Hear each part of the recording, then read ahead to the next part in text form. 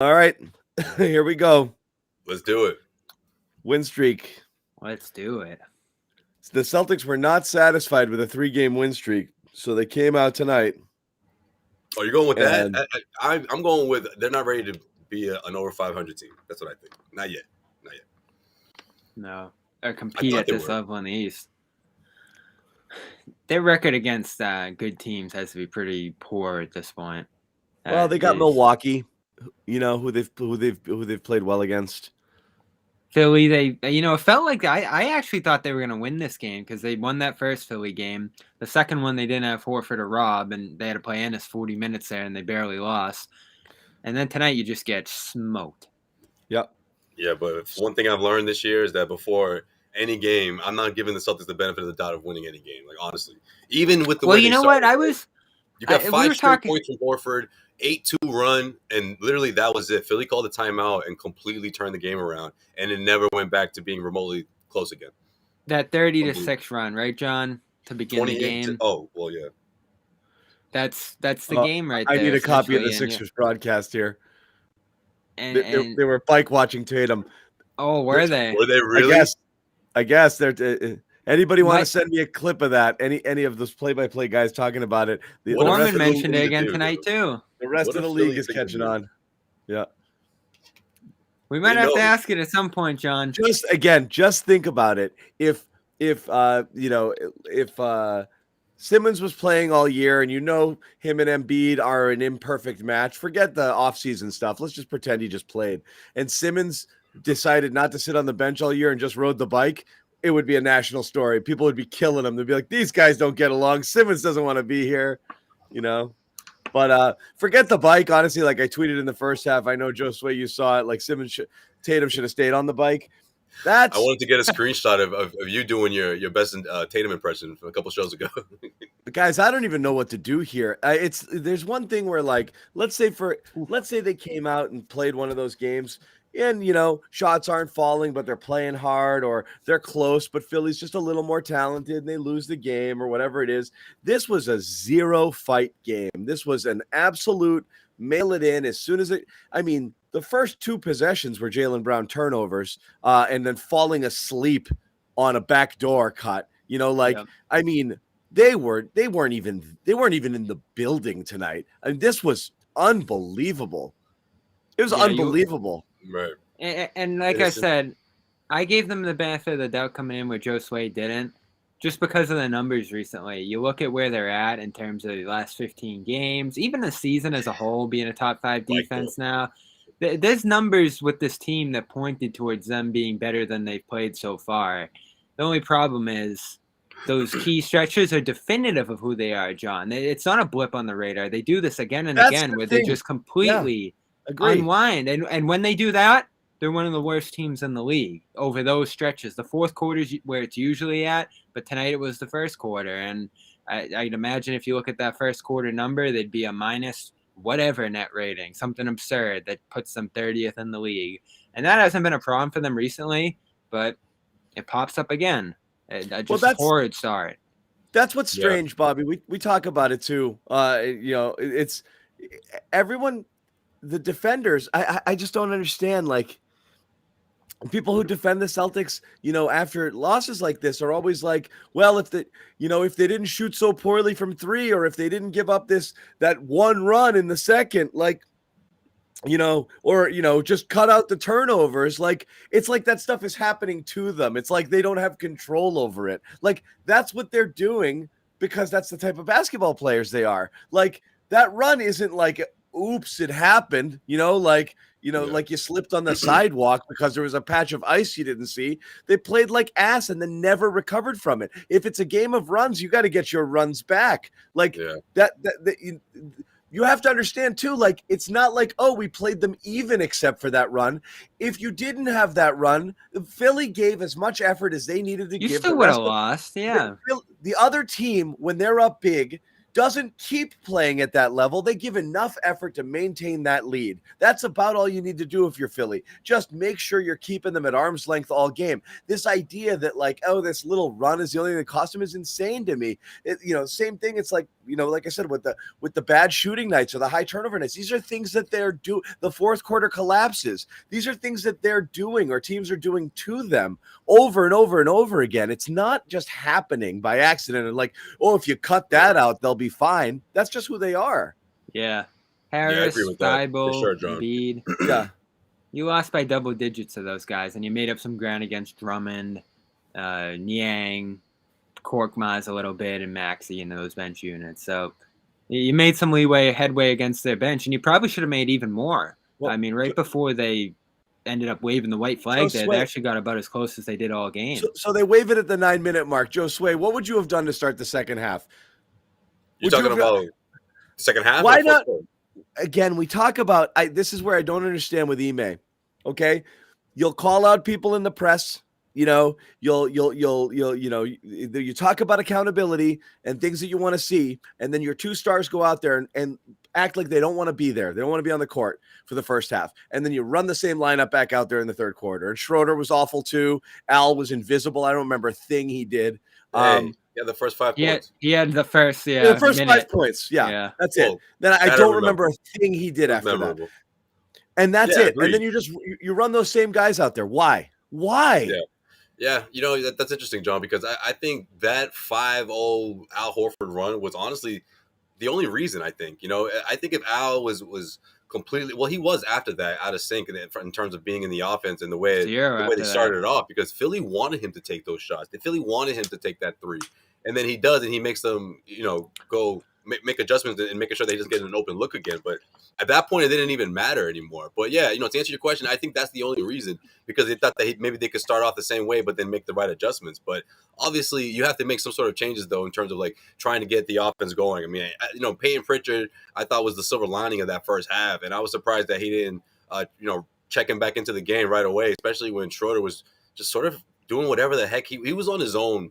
I know he does that a lot throughout the season, but to this extent, I mean, it was just unfortunate when you consider, this run that the Celtics have, a winning streak, if you will, in the sense of the best we've seen from the Celtics in terms of putting together wins. So, like, I thought, Ime should have been more of the disciplinary and say, look, if you're not giving me instant offense because my guys, the All-Stars aren't cutting it right now, they're ice cold, and we need to lift them up. Why not put Pritchard in better situations in that third quarter in particular after he had such a good start off the bench? He essentially kept the game respectable, and that stretch. He did a little bit in the third, didn't he? They kind of started to get away from Schroeder a little bit there and funnel more minutes toward Pritchard, who was just outstanding, I thought, 7 to 10, 24 minutes at the end of it.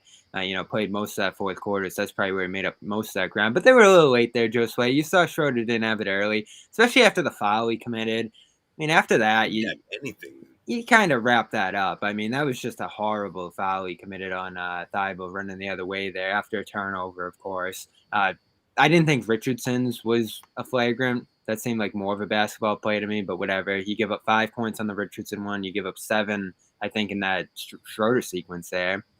So Schroeder, I mean, listen, like, you're not saying that he's the reason they are where they are this year. Like, it's not an indictment on him to say that he's just been horrendous in some of these games. Like, when they really, really need him on a night like this too, just a no-show. Almost feels like a Fournier kind of night when they really needed Fournier last year at his worst. So you're right. That was the obvious one. And that's the easy one to do, right, John? Sit him down. He's not here next year. He's not part of the big picture. I get why you can't make that kind of action on Tatum or Brown. Schroeder. Sitting Schroeder. What does that do? Like I said, this is a commitment. I'm not talking about sitting Schroeder to play. For one game, it might do something. No. If you sit Schroeder to play Pritchard, commit to that, okay? Like, that's what we're doing now. We're not saying start-wise. Well, at least I'm not saying that. I'm saying in that stretch. I mean, the guy once had one it started point. Going bad, yeah. Yeah, once it started going bad, and you didn't get anything right out of the gate of halftime. So why keep riding that? If anything, when Ime took out all the starters. You're so right about that. Honestly, I think you needed all the starters in the fourth quarter. that's when you put Schroeder back. I think you needed buckets in spurts, and I think you leave Schroeder. He left Schroeder out there, same way he left Tatum and Brown, because any one of those guys can get hot, get 8 points in a quick, and all of a sudden it's a 10-point game, and that's what you're trying to do. So you want threes, don't you? Not really. You just want buckets, I mean, you came out and Tatum got a couple early. It's just they just played so inconsistent and so bad, that they're just turning it over or giving up layups on the other end. It didn't matter at that point. So the rest of the game didn't. But I understand that. Sure, that's a lot of minutes to play Schroeder when he's that bad. What was it, 25 by the end? Well, it's not really. I know they had 35 points at halftime. It's not when you don't have Smart. Yeah, I get it, but he was giving you nothing, and he was killing you defensively, like Josue said. So again, I just don't understand how this can be a Schroeder. Look at his stat line. I understand that, but like, are you kidding me? Like, your two best players decided they weren't playing tonight, and Schroeder also was bad, and Al was bad. So 4 out of 5 starters are bad, but like, it can't fall to Schroeder. That can't be the thing. Well, no, we're answering your question, John. You asked, he could have made adjustments going into the second half. But that's the one. Yes, he was horrible. I'm not talking about play adjustments. I'm talking about message adjustments. Are you telling me he watched that game and thought his best players came out there with focus and effort? I don't know what he says at this point. Hasn't he said everything this year already?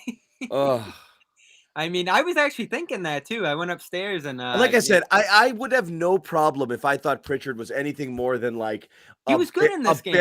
A barely playable kind of bench guy. I think you're a little low on him, John. I think he is like a 9 or a 10. And that's about where he's going to be. He was the best player at Summer League. Every once in a while, you'll get some instant offense off of him. I just think he's a 4A player. He'll dominate low-end competition. You put him out there with scrubs, he'll score 91 points. I don't believe he's a regular NBA contributor. You'll get little spurts where he's going to get hot. I don't care how much Pritchard plays. I'm not opposed to it.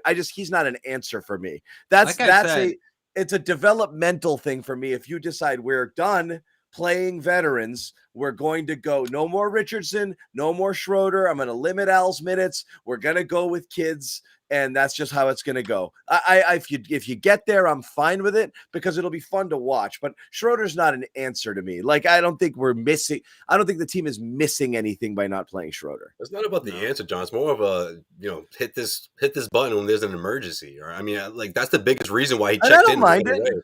Yeah, I don't think that was saving them today, but necessarily. I'm really more saying is, do you ever get tough and bench your starters?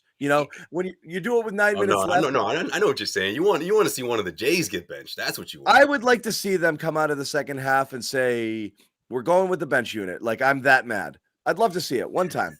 They got there fairly early in this one with 9 minutes left. I don't know about halftime. But that was preservation for a back-to-back. That doesn't even feel like a benching.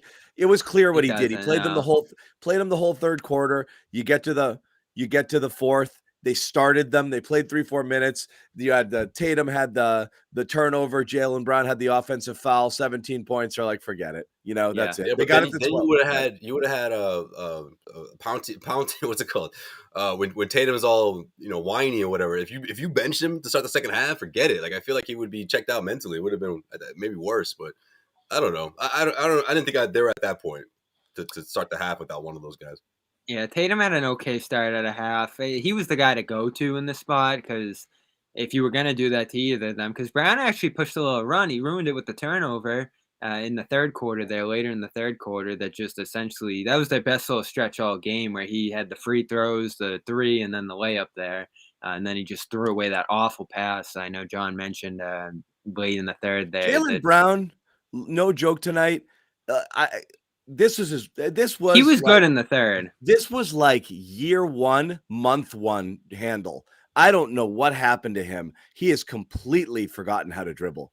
And those were bad, but he was like we said, he was being aggressive. Nothing else was going, and he made some headway there. Tatum, I thought, was just gone all game. Tatum was gone, man. He was just gone. But Brown, 5 turnovers, but he might have lost the ball like 12 times tonight. Just a lot of times it was going to other Celtics. He lost the ball so many times. It was so sloppy and loose. I mean, Tatum had 7.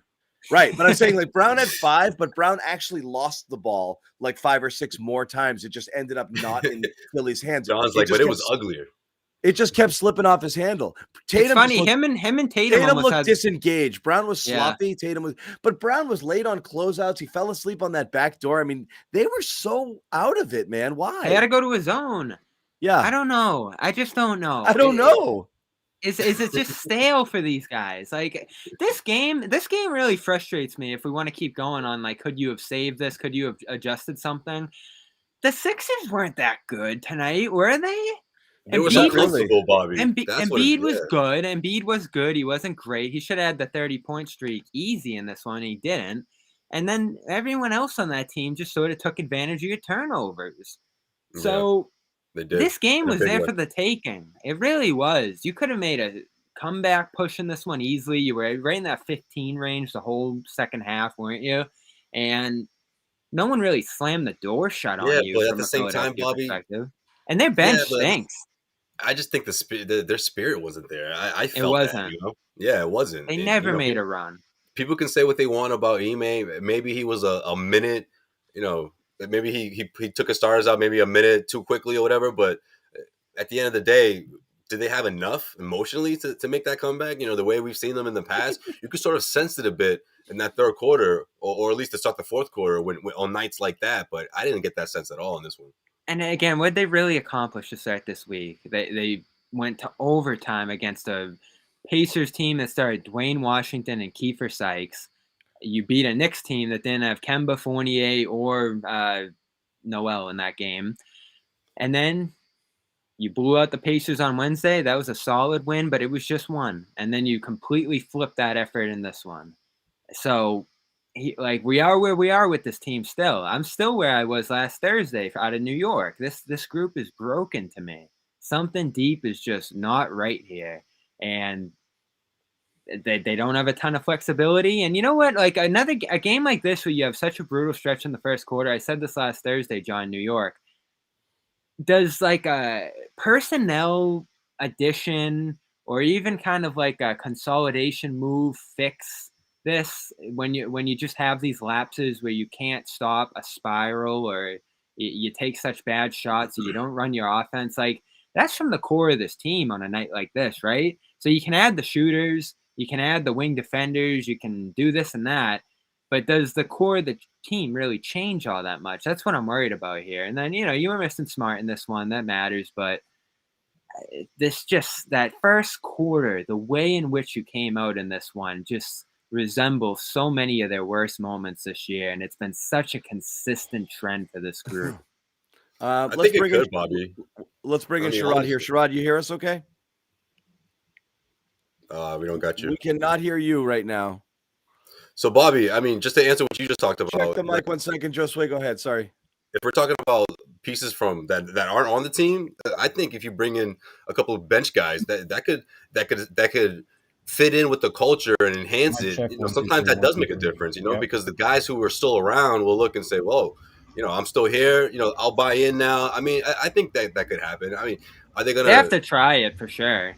Yeah, you have to, Bobby. Honestly, I mean, at the end of the day, I think Brad Stevens. You know, we've been talking about this for weeks, but I think you have to make a move, even if it's something small in the sense of bringing in guys. Right, like John, who are you going to go to? I know you want to make a statement, but who are you going to if you do bench Tatum or you do bench Brown to start that second half? But you just got nothing down there. Romeo and Nesmith again in this one, just awful. I don't know what you do there. I think they've lost a lot of hope in Nesmith, really. Like you see that main trip, you hear the name floated around there, and I'm just not sure how much confidence they have there. They put Romeo in first over him again, and he's just behind so many wings. Josh Richardson, that's who, right? Yeah. I mean, they did that early after the Tatum foul, and then they gave up 10 points there. So there's no real answers here. There really isn't. And that's the Sherrod, problem. we got you. There he is. You got me? Yeah. Yep. That's the problem. There are no answers based on what you're working with. Especially with Horford. Oh my lord. Well, Horford had about 90 good seconds. Yeah. He had about That's 90 what we good said. seconds. Yeah. 5-0 run. John goes, I don't remember anything he did. I'm like, yo, he scored the first 5 points. And that's a step back for this group. Like him going in this direction as a player, like that's another one you look at and go, this one's going bad. But Bobby, we've seen that before. I mean, we expected that this year from Al. We knew that he was going to get progressively worse because that's what happens when you are at that point in your career. So I'm not. Well, he started off red hot too, so that's why. Yeah. To me, the more I watch this team play, the more of an indictment it is on how they've drafted. They just simply don't have guys that can help, and that's a problem. You look around the teams who are in that top tier in the Eastern Conference, and almost all of them have guys that were late first round, early second round picks who are steady, consistent, regular members of the rotation. And the Celtics don't have anyone like that. I mean, Grant is a guy that we've kind of looked at as it's one of the best case scenarios, and he was MIA pretty much the entire game. You know, other than that 4.4 speed that he showed when Jay Rich and Matisse Thybulle were about to get into it. He was out there. I mean, he came. He not on my watch. Yeah. The leadership from him has been good. The play's been good for the most part and bad recently.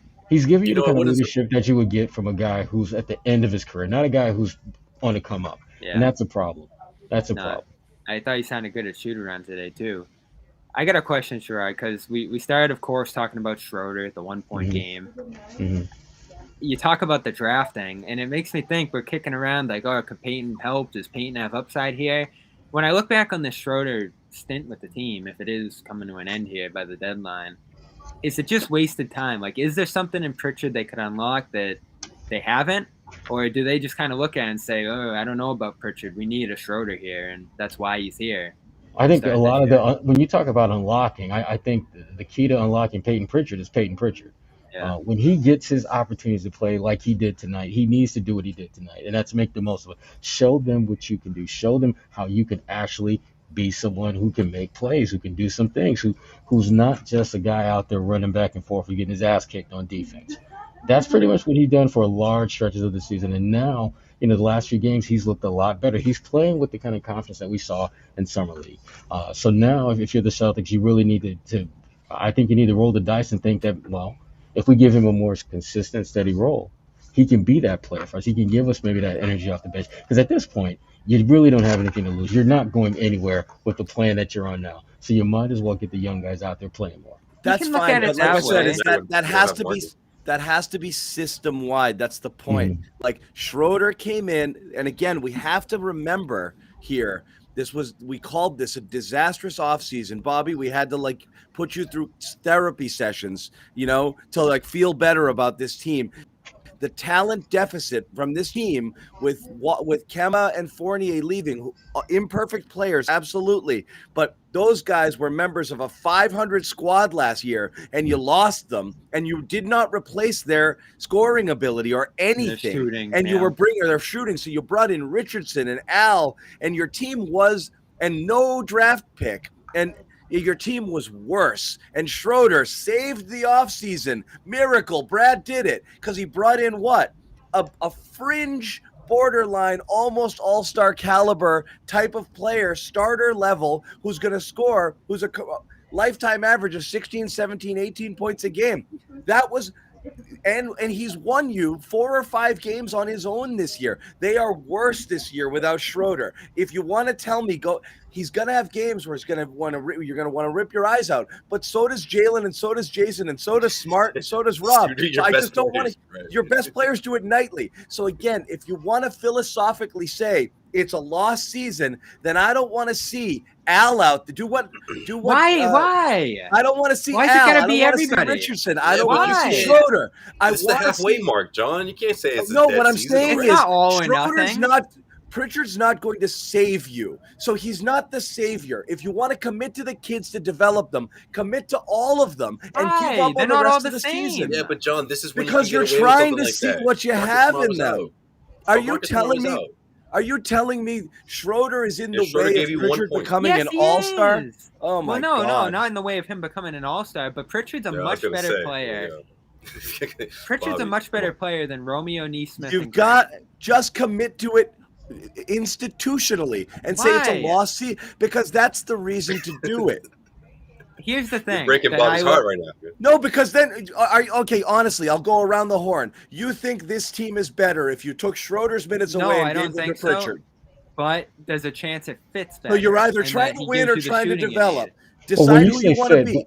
but here's the thing: when you talk Yeah. about fit, I mean, what's the goal of the fit? I mean, is it to get through the season? Is it to win a championship? Is it to be a better team? Is it to get a sense of what you have to work with? What does fit mean?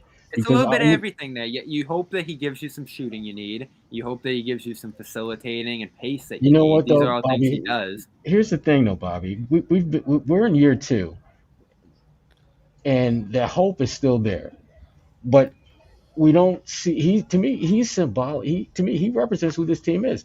Gives you enough flashes where you think that maybe he can really give us something that we can work with, but doesn't do it consistently enough to where you can win games with any regularity. Well, when he had over 20 minutes a game there when Schroeder was out, I think Smart was out at the beginning or something. No, it was just Schroeder there for that 6-game stretch. He shot 38% from 3. And they still weren't winning a lot. They still weren't winning. Guys, I really think we're forgetting that Peyton Pritchard is sometimes unplayable when he comes out there, and a lot of times does nothing. Like, you remember, the narrative around this Schroeder conversation just makes me want to just break glass. Like, he'll have 4 good. He's literally his last 5 games. He's played phenomenal coming into tonight. He's when as a starter, his numbers are literally fringe all-star worthy. He has 1 bad game, and Pritchard hits a couple shots, and everyone, Pritchard is the end. What are we doing here? There's a couple things there, though, John. He doesn't shoot, which I think you can admit. He's not a natural playmaker. That's not what he's looking to do out there. He's going to go score you some points, but he scores you a bunch of points. You're not playing great basketball. He's not on a team that has trouble scoring points. Isn't that a good thing? It's I mean, it's a team. It's just the same conversation over and over again. Every time he'll have 4 good games, 1 bad game, and we're going to be like, he's unplayable. Look, he had a bad game. He scores points. The team can't score. He's instant offense. He draws attention to you. Peyton Pritchard runs around super covered all the time when he plays starters. But here's what he does. He gives the Jays an out. He gives the Jays an outlet as a shooter. He's a guy that gets downhill a little bit. He plays the game in a style that's conducive to the style you're trying to develop as a team. Schroeder, listen, he can cover up some. He can cover up some patches. He can do some good things. He can win you some games. Again, at the end of the year, he's a free agent. You can't re-sign him, and he really doesn't instill a style that you want to play in right now. That's my biggest problem with him. Play in? What style? See, Bobby, they're trying to instill it. They're not doing it. By who? By he's part of that. Peyton Pritchard's going to instill the what style? Yes, he's shooting. What happened to the fast break and he gets all that? Downhill. He was talking before the season. Listen, we watched Pritchard last year. Come on, he was a good catch and shoot player. He was an active second unit pace pusher, a change of pace at the point guard spot. You know what else he was, Bobby? He competed defensively. He had a good year. He was a rookie that was not on the scouting report. Now he is on the scouting report. Now teams actually incorporate him into the game plan. And guess what? He's not as effective. When he does his dribble drive, there's a guy named Joel Embiid that was waiting for him. When he's on the perimeter trying to get a switch, he's matched up with a guy like Matisse Thybulle. Nothing's happening there. I give Peyton Pritchard a lot of credit. He had a very good game tonight. He was very aggressive, but these games are so few and far between with him. And I don't think another 10, 15 year. You think another 15, 20 minutes a night is going to all of a sudden he's going to be uber aggressive in the next 10 I think so. For a guy who's a shooter, a rhythm guy, a dribbler, like those are important things to him, I think. I think he is who we think. I think he is who he is. He'll get better. He'll just be better at the things that he does. I think he would just get more exposed, you know? And that's most likely that's most likely it. I don't understand. Especially when you're playing opposing starting point guards, you know. Again, Bobby, he's shooting stronger, more Bobby, he's shooting 35.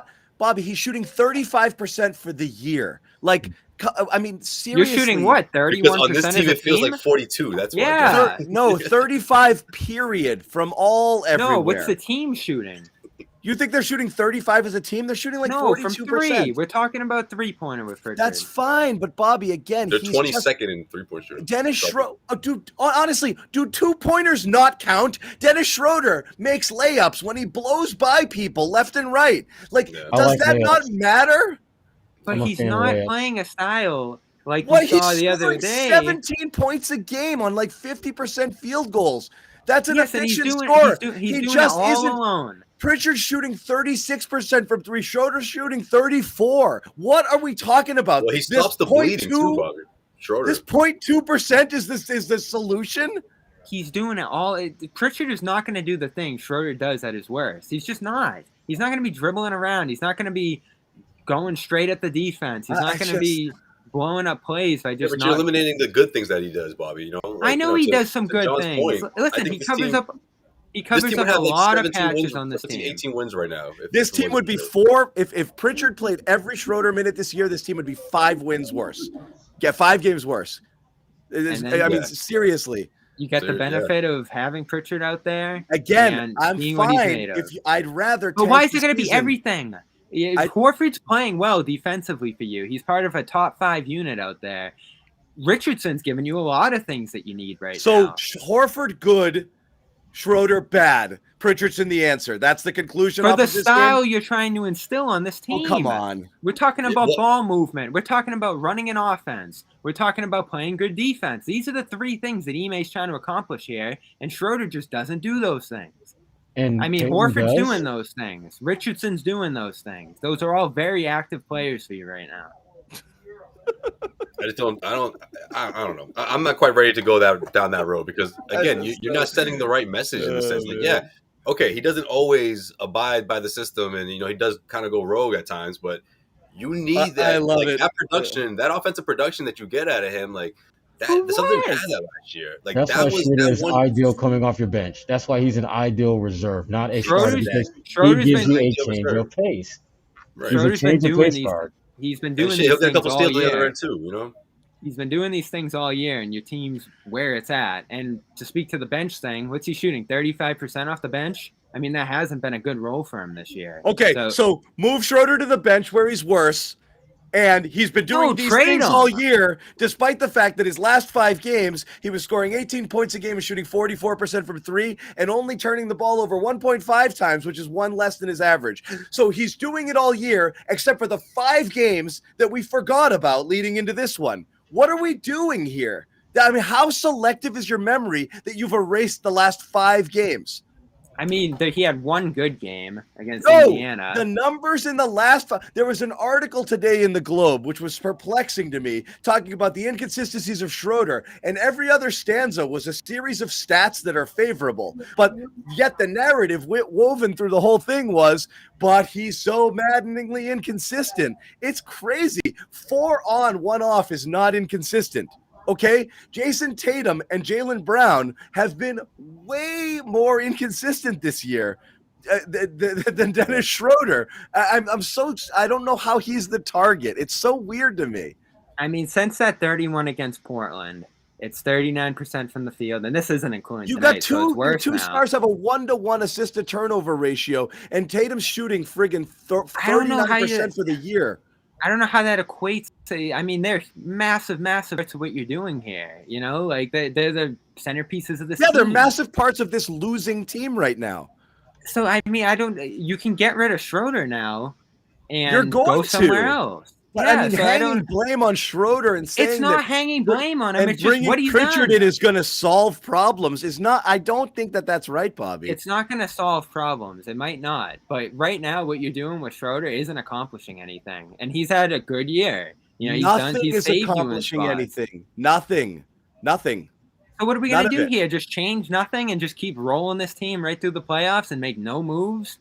I mean, come on. They got to do something here. Again, what do you want to do? Outside help, Bobby. Are you trying to win, or are you trying to develop a player who you think has higher potential than maybe some other people in this room?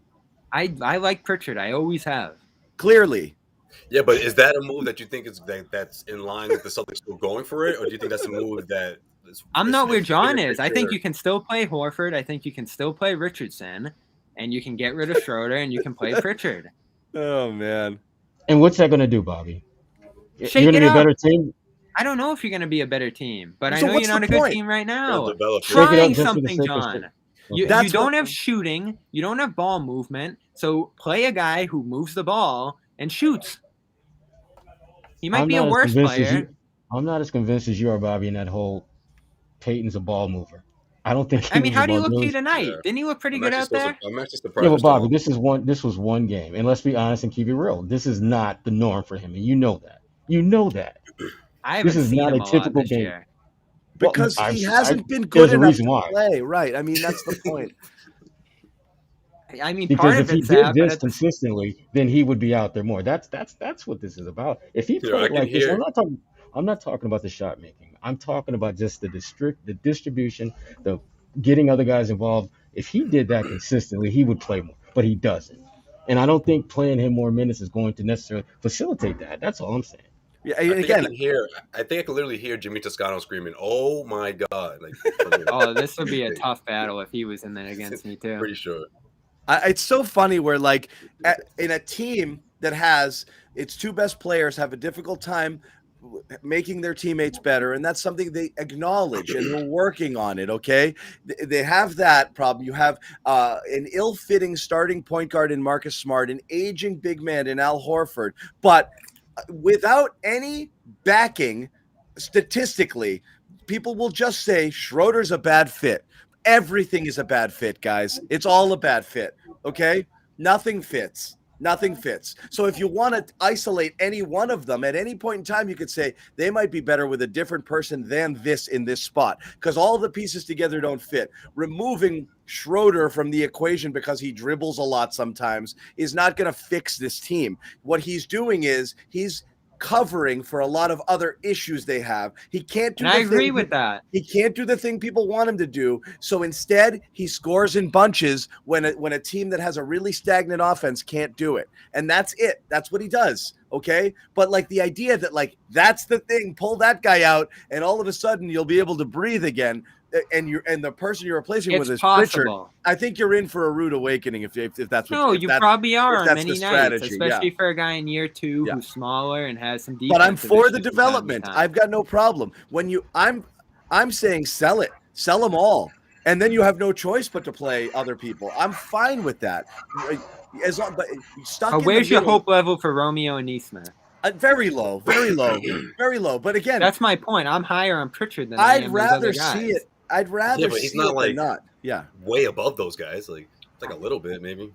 I've never seen an extended run from Romeo. I want to sell. And we've seen extended runs from Pritchard. Really? Of his really? rookie year. Really? And outside of the summer league. Last year, he was one of the better guys in the league. Bobby, they're all probably Jags and probably barely rosterable, at best bottom of the rotation players, most likely all of them.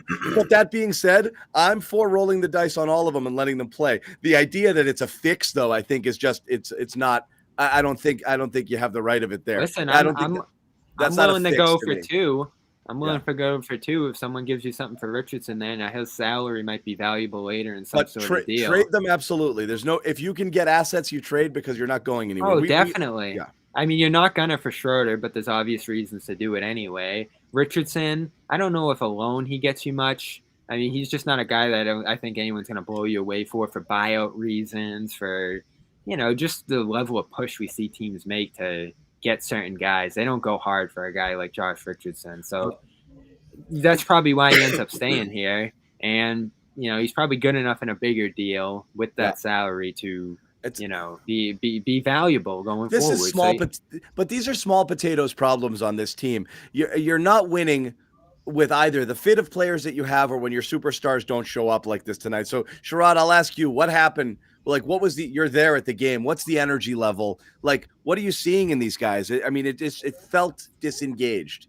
It felt as if they were going through the motions for 48 minutes. Right. It wasn't, I didn't feel as though they were quitting or anything. It felt more like they just didn't have the fight that they needed. And Philly just looked quicker. They looked more aggressive. They looked that they were hungrier from the jump. And Joel was like in cruise mode for the first half. I mean, he was just basically saying, right, you get a shot. Oh, it's my turn to score. Okay, let me just knock down a couple jumpers. and he just called it a day.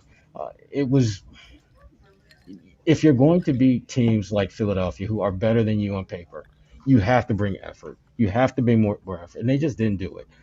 I was really bothered by the fact that Jalen and Jason just it's like they forgot all the things they've done in the previous 3 games. Ball movement, trusting your teammates that they can make shots, getting them the ball in positions where they can knock down shots. There was none of that. They became very selfish. And Ime talked about that in postgame about how guys were just kind of really Yeah. they were trying to basically will the team back into the game by themselves. That's not how this team is going to win. Yeah. And I don't think I don't know how many times they've got to bang their heads against the wall and get their asses kicked like this for them to realize. and work. I don't think Smart is fixing the offensive woes on this team tonight, but you needed the dog in him tonight Yeah. because there was nothing. Yeah. There wasn't You even needed him to piss some players off on Philly. Yeah. there Yeah. wasn't even the hint of fight there. All it was like, oh man, and just Mhm. back down the court. And we That talked was- about that. His numbers, his on-off numbers are sensational. And you did mention, John, that like the drop-off from Yeah. him to whatever To else you Pritchard. have at that spot is it rough. is significant, right?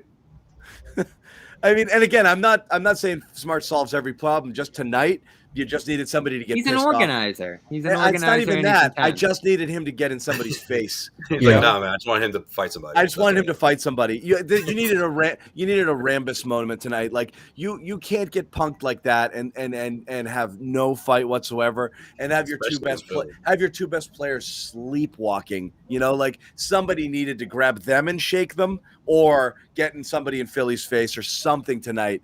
To snap them out of it, because those guys were Sherrod. They looked like they were in a trance. This was bad.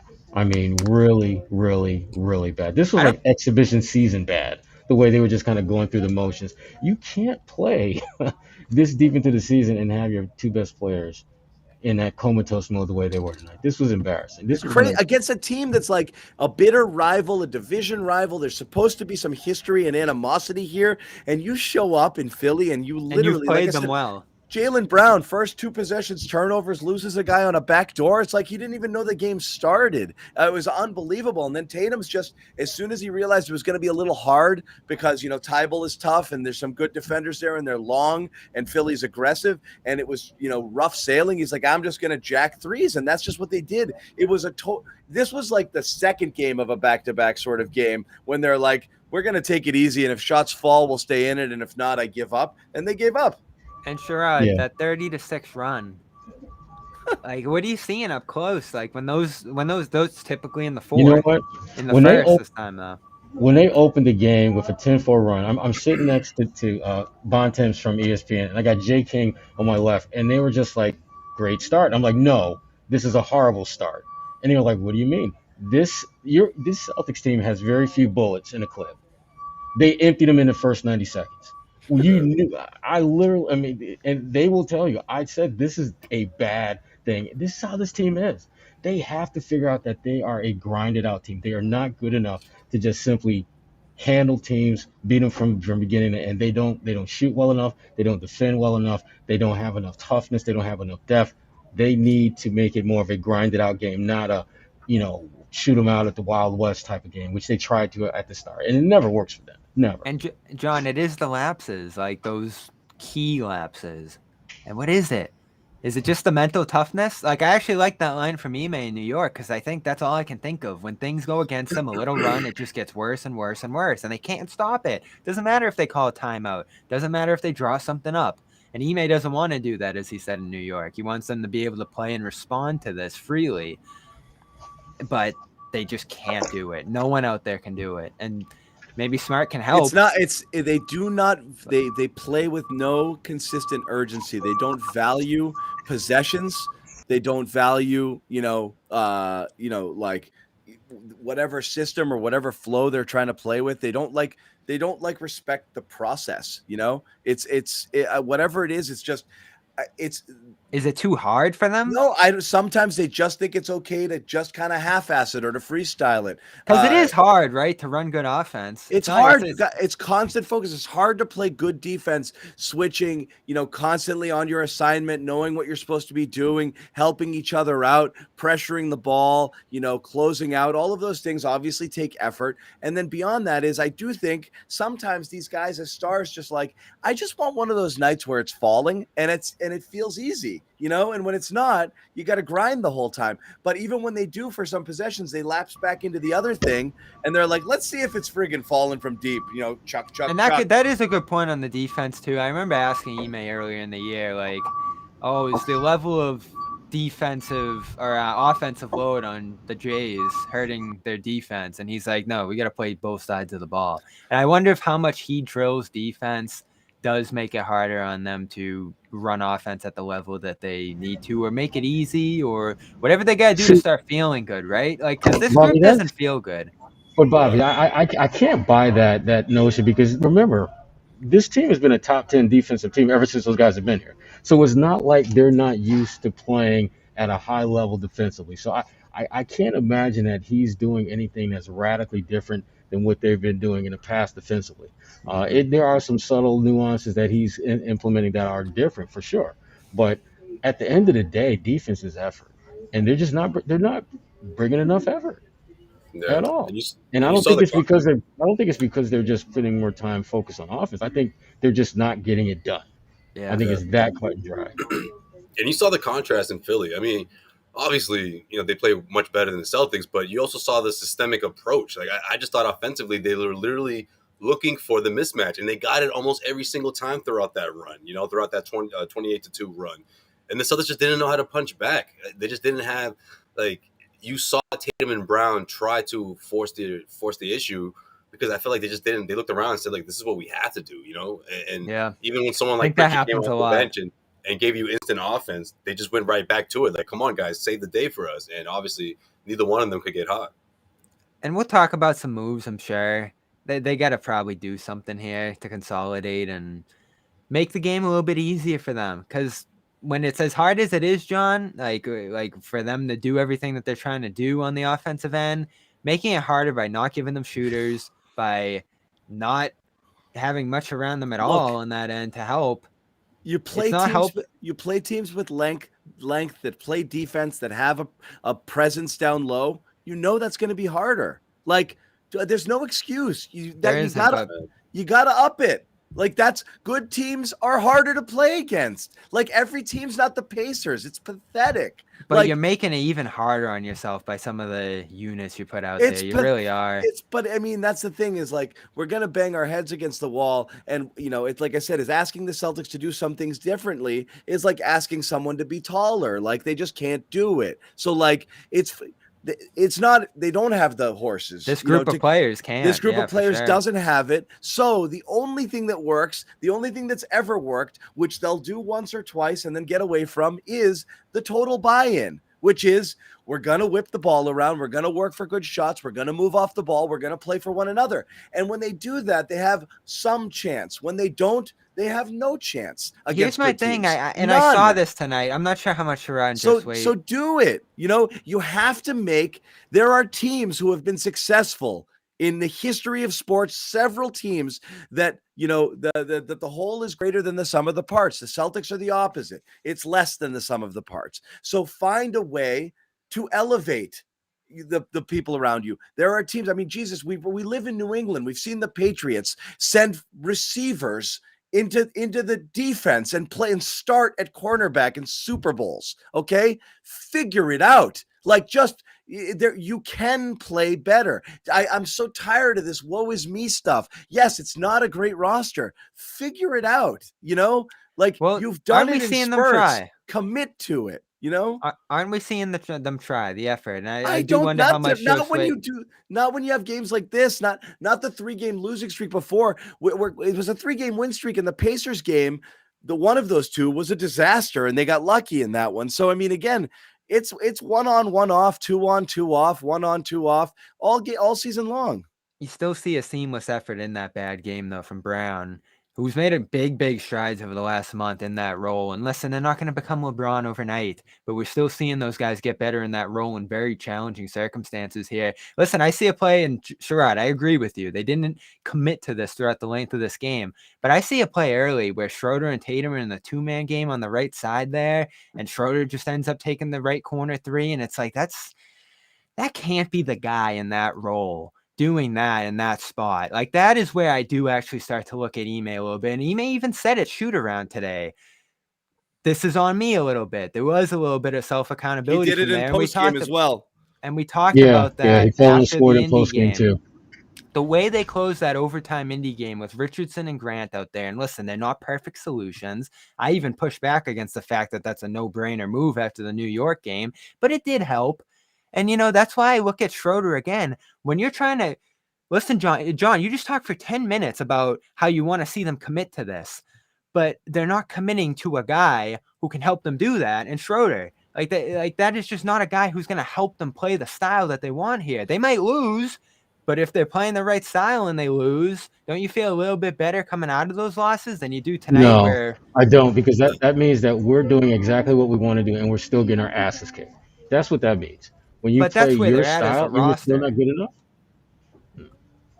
You're doing one or two things here. You're playing the best players who aren't great fits together, and that's what double big is, right? Like, those are your five or six best players there. It's just stacking the court with your best players, but it doesn't fit together offensively. And you're trying to have these guys repeat good habits, but they're not getting the results out of them. And I do see how that can make you waver in your approach if you're Brown or Tatum. Again, I'm not going to beat on the Schroeder thing, but I will say you're pointing to a player who has certain tendencies and saying he doesn't fit the others, but then asking all of them to change their tendencies as well. So you either accept that this is what you have and find the right fits among these players, or play to those players' strengths. We've talked about this before. You want to be a certain type of team? You can't. You can't be a pace and space team when you don't have shooters. Okay, so you play a different style of ball. You've got bigs who can pass the ball, run some of the offense through them, do different things. This beating your head against the wall to whip the ball around the perimeter, and when you've got a bunch of guys out there who can't friggin' shoot, is ridiculous. So stop doing that. Figure it out. Schroeder has talent. He can do good things for you. Use those talents. Rob has talent. He can do good things for you. Use them. Richardson, whomever. Figure it out. Okay, right. But shooting's so important. Of course, it's important. But I mean, but we knew going into the season Brown and that Tatum are your shooters. Brown and Tatum are your shooters. So try to get them in positions where that they're supposed to be the guys who shoot. When they're the primary ball handlers, it's tougher for them because they attract a lot of attention. They're always going to be taking people contested in the lane. shots. There's doubles coming. Yeah, doubles coming all the time. It's just it's a mess right now. It is. Here's the other thing, and I did mention this earlier, the fact that those Indiana and New York wins just didn't impress me. You see the difference tonight in the way Philly guarded you, and Sherrod mentioned this too. Like, they did not respect Celtics spacing. Indy did some stupid things when you look back and watch that film, like staying glued to Horford, staying glued to Grant, and some of these other guys out there like Richardson. You don't have to do that against the Celtics. You can play off these guys. You can funnel the ball to Horford. In fact, there was a play early in this game where Rob was underneath and probably had a chance to shoot it, but he whipped it out to Horford, who was just wide open, because right now, Al Horford is not a floor spacer. He's not a guy you want shooting threes if you're the Celtics, and if you're the other team, you're perfectly okay with it. So those are all things affecting the offense right now, and yes, you can do other things, John, but in today's game, shooting's so important that if you have none, like the Celtics do, it bombs your offense. And that's why I look at Pritchard, because he's the only guy. He's the only guy with a real pedigree on this level of doing it consistently. I don't look at Nesmith and see hope there. I don't look at even Hauser. And listen, you could force Hauser in there, but it's just not part of what you're doing right now. So I understand why they don't do that. I mean, the fix-it solutions are silly because the personnel isn't there. There's no magic solution. I don't think. You might try different combos we've talked about before. It really comes down to, it's top down in this case. Your top players can't play this bad. You have no chance if that's the case. That's why I mean, it's like we're working our way down to Schroeder and to Al and to other people and like saying what they're doing. Tatum and Brown can't play this poorly. and you have any chance of winning because you just don't have enough in this talent. game. Yeah, Right. I'm just talking about the big picture. But again, them being one on, one off, not having. I mean, we joked about it, but that last game was the first game you've seen them both go off this year. And I know Brown's been out a bit, but I mean, we're in game 40 something. Like your two best players can't get it going at the same time, and when they do, it's a massive headline, and everyone takes a big victory lap over it and see they can play together. For game 40 something, like that's got to be regular. And you don't have to drop. You don't have to go ahead, Josue. No, I was just gonna say, you know what? And they took half those shots in the first half, and you saw them try to get into takeover mode, and obviously it just didn't work out for them. But you know what, John? It actually tonight reminded me of what you talked about or what you've been saying like the last month or two, is that like there's a huge drop off after those two guys, right? Like the talent wise, and especially when we're talking about guys that can put the ball on the floor. I mean, who else do you have outside of those guys and Schroeder, right? And you get 1 point for Schroeder. Maybe. They put what's up? Oh, Richardson, I guess, yeah, a bit, especially recently, a little bit. The mid range game strong.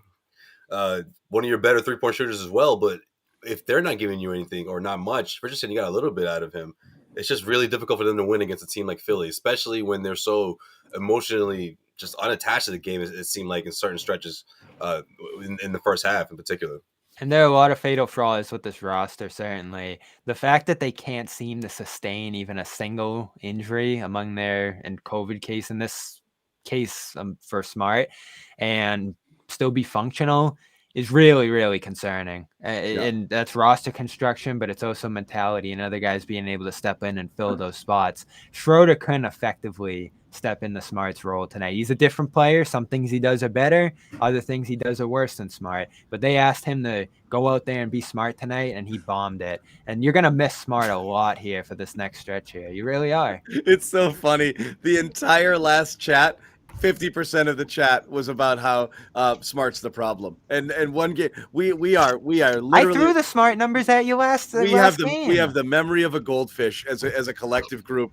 And then the next game, it's is Schroeder's gonna go? They needed Smart tonight. It's so funny. Hey, I mean, you've known my stance. This is a 500 team. Sherrod, let me ask you. You mentioned Ime, and again, you're there in Philly. Sherrod's covering the team. There, and you were there for Ime's pregame, and you said he's taking stuff on his kind of taking accountability for stuff. Post-game quote, I got to do a better job of our guys getting ready to play against a tough opponent, a rival. They were obviously coming off a loss and played a little harder than we did. It's on me. Now, I disagree. You can't motivate yourself to play in a game like this, then whatever. But there's something wrong with you. There's something wrong with you. But two, this is clearly a departure. I think you think he's made a conscious choice of I'm going to stop with the tough love here and see if we can get through this together. I think he's trying to figure out what the hell can I do to get this ship going in the right direction, because obviously what he's doing now is not working. And he's been pretty consistent with that whole tough love approach, and he's probably trying to do something a little bit different. I don't think it's going to work, because I just don't think this team is built to handle what he has to offer. There's a lack of mental toughness with this group as a whole. Yeah. And the further we get into the season, the clearer it becomes that it's not one player, it's not two, it's not 5 or 6. It's a team-wide, epidemic that they're dealing with right now. Sherrod, a lot of people had problems when he said that. I didn't. It was the truth to me. I don't either, but I think he's feeling it out, right? I think he thought, I'm going to try. And again, this is not anybody who's ever had anything. You're friggin' a team leader, a group leader, a boss, a manager, whatever that is. You try different tactics sometimes, and you're like, okay, this isn't working. Oh, I'm going to leave them alone. I'm going to get up in their business. I'm going to blah, blah, blah. I'm going to try tough love. I'm going to try extra super duper support. I think Ime's kind of, I think he's trying on different shoes here to see if they fit with his approach with this team. I do feel like the latest one is, we are close. We've been. I mean, there were other post game after 3 straight wins. Why not? He was like, this is an aberration, and fans at home are like, no, it's not. It's every other game, and so Ime's not going to be us. I understand that. No. But what I'm saying is, it's not us. To a trained or untrained eye, it's the swings have been obvious. Okay, Yeah. it is, And he knows that. He is, and he knows it, but he's clearly at this point pumping the brakes on it a little bit. Well, remember, he came into this job with an edict pretty much to be tougher on these guys. This is what they wanted, remember? This is what they wanted. Supposedly, we want to be coach hard. Right. Right. But to me, there's a clear distinction between being coached hard and playing hard when you're coached hard. That's not happening. They're not playing anywhere close to the kind of effort that, for someone who's in your ass the way Ime seems to be with these guys, they're not responding. Why the difference? Josue, turn your phone off, Josue. Damn it, I know that's you. I know that's you, Josue. Could have been Bobby.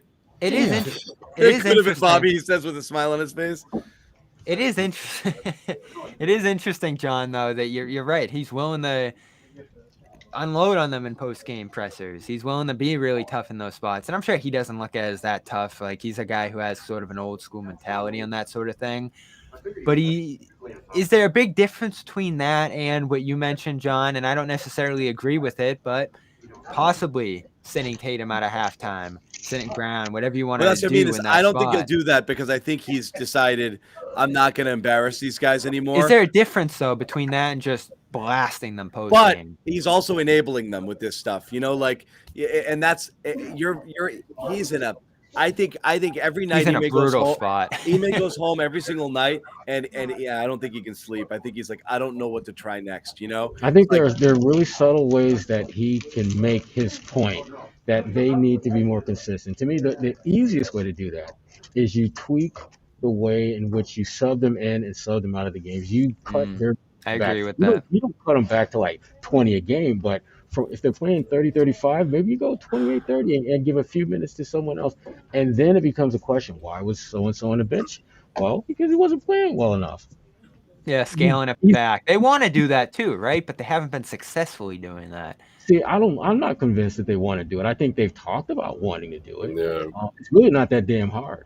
I've seen coaches do that with great players, and one of two things happen. Those players either respond and get their shit together, or they keep sucking and eventually they get traded. It's really that cut and dry. Well, here's the thing. He's coaching with this like it's almost like a playoff mentality. But we got to get back out there because we got the 2-1 lead. And if we win on Saturday, we're going to be up 3-1 in the series. And it's just sort of these segments that he's managing here. You see the rotation. It's very playoff-like. You certainly don't have young players involved. There's no dose of development. There's certainly no rest unless they're injured or COVID. And those are things they've had to work through here. But at the same time, there's not a real big picture to the way in which he's coaching this team. So it's sort of just this. We got to salvage whatever good play we have here. We have a good defense. Let's really hone in on that. And we got to just win whatever games we can here. And that sort of does lead to the situation where, yeah, they've gotten some decent wins here or there, but they haven't progressed as a team all that much. I think there's some big picture things he's doing with Tatum and Brown that are good, but the rest of the roster right now, there really hasn't been a step forward at all. And given the situation that the franchise is in, maybe it's not the best choice as a coach for them. And listen, I've loved Ime. I really think the approach that he's brought to the room has been good. I think he's made progress with Brown and Tatum, and I think those two players like him. But we're seeing more and more that this team's further behind and much long shot spot from contending than we think here. So that's something you're going to have to consider once the season ends. Is his approach to the situation matching the kind of situation this team is in right now? Is he aligning with Brad? That's a question I have kind of more and more here. These are the things, big picture, that you got to look at here. Because, listen, I think Ime comes into the office every day, as John said, they're sort of explaining the hedges he's making and the decisions he's making rotation-wise. He has a pretty good approach. But when we look at the team and say, where are they headed long term, you go, no matter what little victories they get. The more I look at this team, Bobby, the more they need more talent. I mean, yes. That to me, because when you have more talent, it gives you more margin for error, so that you don't have to be this uber tough team. You don't have to be this, talent at all the positions. If you've got better talent across the board, you're going to have a chance to compete even on nights when you aren't playing your best game. And that, to me, that's the problem with this team. They are built in a way where they have to be damn near perfect in order to beat most teams. And they're a long They're a long way from being that good team, which is Yeah, but you also we're in a time now where you can't bank on being that type of team because there's so much stuff that you have no control over that can significantly impact who you have available. So can we do? See, I also think. Go ahead, Josue.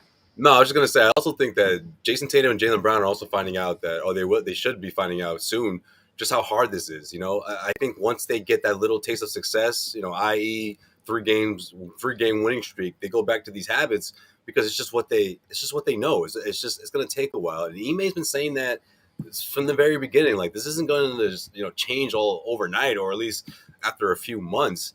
But at the same time, we're finding out that this roster, the talent they need other weapons. They need guys to come in here and help spread the floor. But also, you look at their approach and you look at the way they are individually, and you have to say, well, what's going on with there? Like, you look at both of them shooting terribly, especially when the Celtics needed them to do the complete opposite. And it's like, well, how can they figure out to how to complement each other? Like, that's something that we've been talking about all season long. But when you look at a huge matchup like this against the Philadelphia 76ers, and they both, neither one of them can put something together. I mean, what does that say about the team? Or at least what does it say about Ime?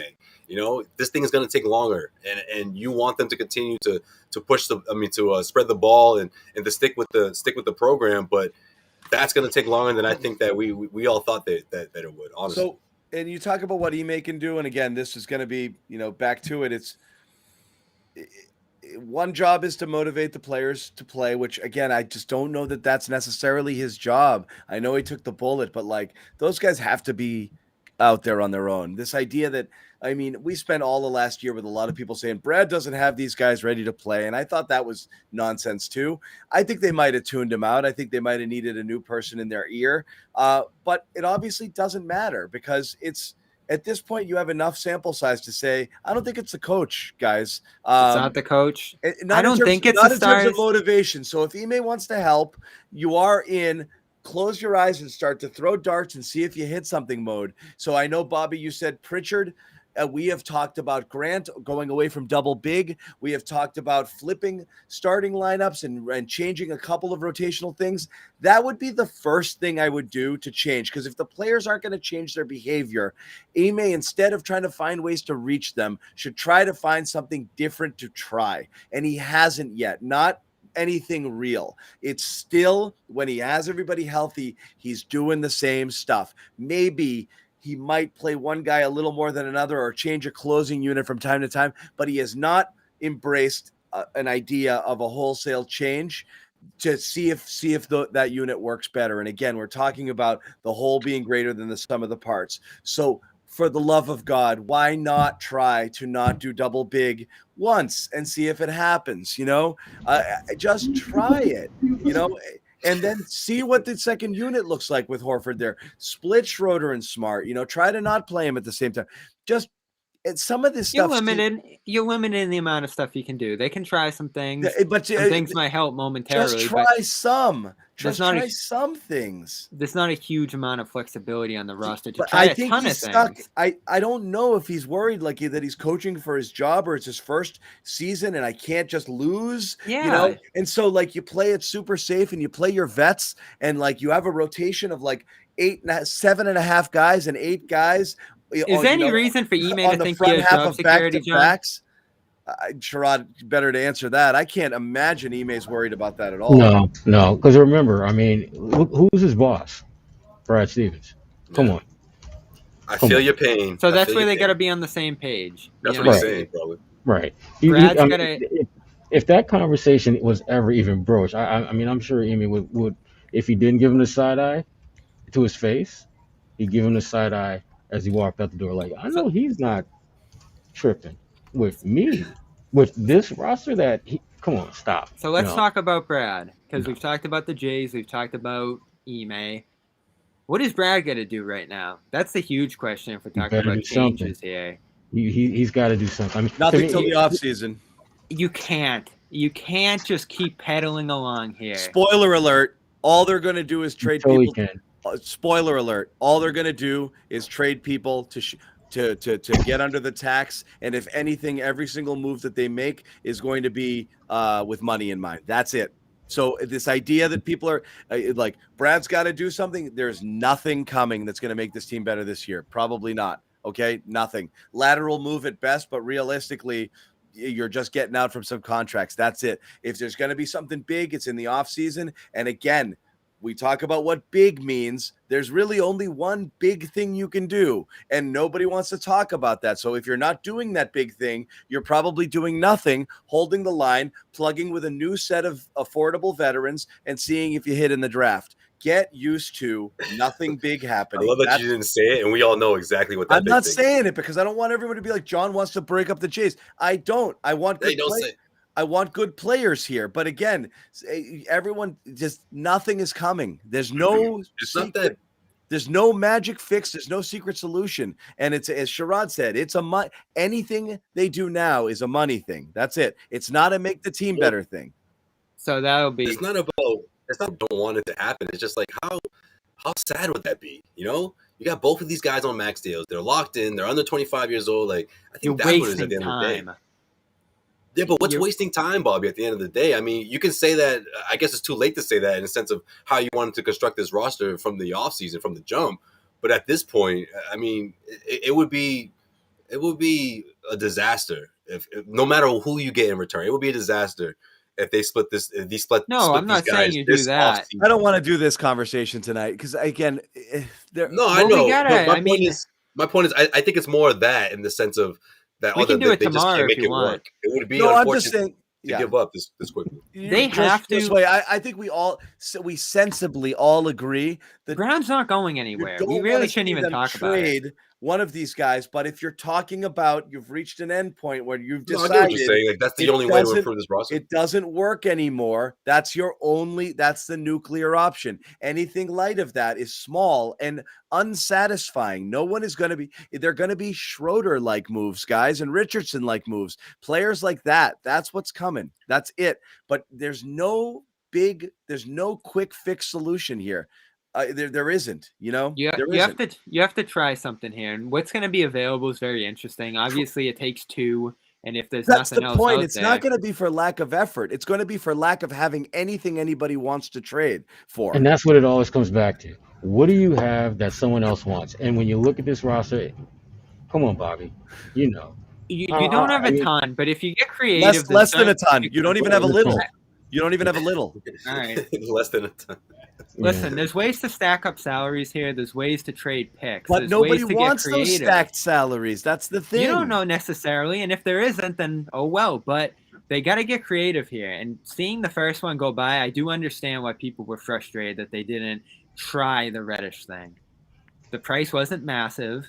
You swap out a young player for another, and you have this guy who's got some potential here. You could clear the way for the younger players here on the roster, John. I don't necessarily think you're going to do that. But if you don't, I'd like to see some younger players swapped out here. Because again, I think your best moves were exactly like a Cam Reddish move. You want a guy who had a high pedigree and a lot of talent, who didn't work out in his first destination for whatever reason, coaching, underdevelopment, wrong situation, whatever, who may in a second stint with a different team unlock something, but you know the talent is there. That's what you want. Like players like that are much more attractive than guys who you know what they can do already, you know, and those are things you can do now. Yeah. But you have to have guts and foresight. You can't wait till that guy gets good a year from now and be like, wait a second, I want them. You got so, and that. And I'm worried about Brad. Isaiah Thomas trade when no one expects. You may think you lost the trade today and find out you won it in a year. You know, so like it's one of those. Like, but that's I'm worried about Brad in that regard because everything he's been saying, and he hasn't been saying much, but you do get the sense that they're focused on the big deal and the moves that can move the needle toward a championship. Those are the kind of moves I don't think they're in a position to make, John. And I agree with that because it takes a massive offer to go get a De'Aaron Fox or Sabonis. You also have to have talent. Kind of guys. Yes, and everybody's going to ask for Brown. Talent. I know, So and have disposable So you time. gotta get creative, and you gotta but it's find not, that's, you say creative like that, there's something there, and that's where we kind of differ. I don't think there is a creative solution. You go for a real impact type player like a De'Aaron Fox or whomever. Yeah, we're not saying De'Aaron Fox is on a level of Jaylen Brown. Jaylen Brown is a more valuable overall player, but the conversation starts with, I'm thinking about Fox. Who do you want? And it's Jaylen. And we're like, no, Jaylen. But let's Who say else? it's Barnes. And the answer is no one else. And is there nothing I can offer you? And the answer is no, there's nothing else I want. That's it. Again, let's say it's Barnes or Josue's guy, but he healed. I mean, those are guys that make the process you're trying to undergo right now a little bit easier. They're not guys who are going to make you a championship team right now, but they're guys who are going to make you better. And, you can use a pick to go get one of those kind of guys. If necessary, you could use 2 picks to go get a guy like that, a starting level talent in the NBA. Unfortunately, it does seem like that Jeff Green move, that Jalen Smith kind of move is like the ceiling of what we're going to see here, when they need so much more. They need some risk here. They got to try to do something. And Brad calls it making a move just to make a move. When they're where they are roster-wise, you do have to take some risks, right? Like, you can't just keep sitting on this right here and hoping it's going to get better because you like Rob and you like Smart and you like having your picks. I know, but if the idea is, under no circumstances are we breaking up the Jays, and they're set on that, so every conversation ends as soon as those guys are mentioned, then you're stuck in waiting for something to happen that may or may not happen. That's the reality. I did get an interesting trade from a listener for the first time ever. Yeah, that did involve Heald. It did involve Heald and Barnes coming back. Picks going to Sacramento. Do it. And salaries essentially going. Well, we got more time to talk about this tomorrow with another game coming, so we'll let you guys know. Back to back, it is Chicago. Josue will be at the Garden. Bobby covering from home. I'll be covering Patriots, guys. So stay warm, John. Stay warm. These shows will not stack up. Okay, so if you're watching both games, the Celtics show will be first, and then that's going off, and then Patriots is going to be on next. So you can catch them both. Subscribe to our Patriots YouTube channel at Patriots Press Pass. We'll be live 30 minutes after the game. Evan Lazar is in Buffalo. He's covering the game. He's going to jump into the post-game locker room, get some quotes, and he's going to hop on, and we're going to go for as long as we go. Yep. Do your thing. Take one for the team. Exactly. Hey, and it's going to be miserable in Buffalo. As far as we're concerned, what are we looking at? The Bulls, correct?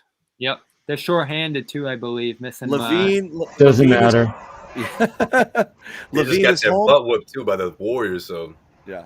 Levine might be missing the game. They could be short. We'll see. Maybe the Celtics get Smart back tomorrow. He was he was questionable in the protocols today. So who knows if he gets cleared. They could have a full lineup tomorrow night, believe it or not.